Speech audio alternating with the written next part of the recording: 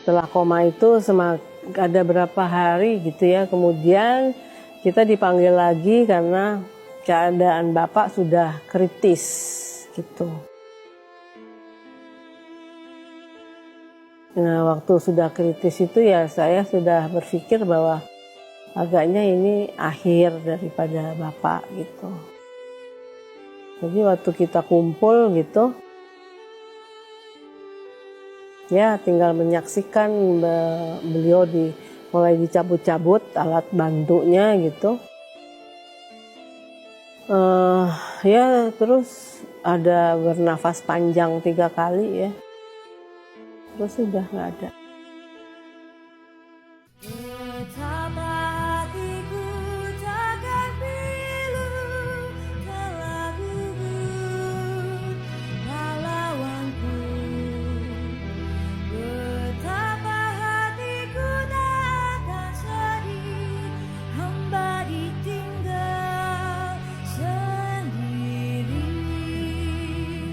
Siapakah kini pelipur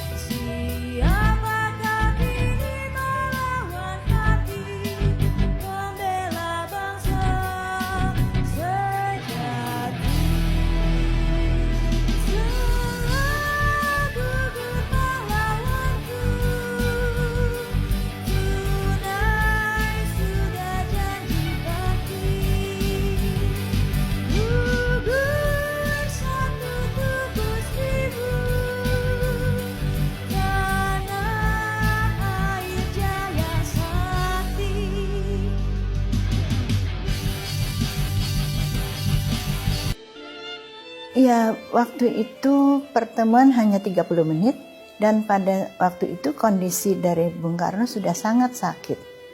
Saya bersyukur bahwa Bung Hatta waktu datang ke membesuk Bung Karno, menjenguk Bung Karno itu, beliau masih sadar, ya, sehingga waktu melihat ayah saya, Bung Karno langsung memandang dan juga keluar air mata.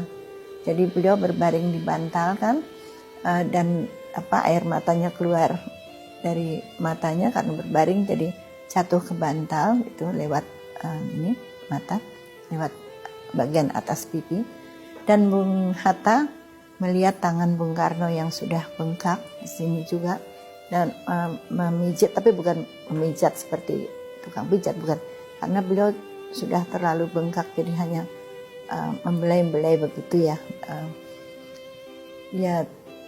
Bung Karno menanyakan "Hoe gaat het met jou?" artinya apa kabar gitu dalam bahasa Belanda, karena mereka terbiasa berbahasa Belanda. Beliau melihat Bung Karno dengan kondisi seperti itu, mengatakan, "No, bagaimana kabarmu?" gitu.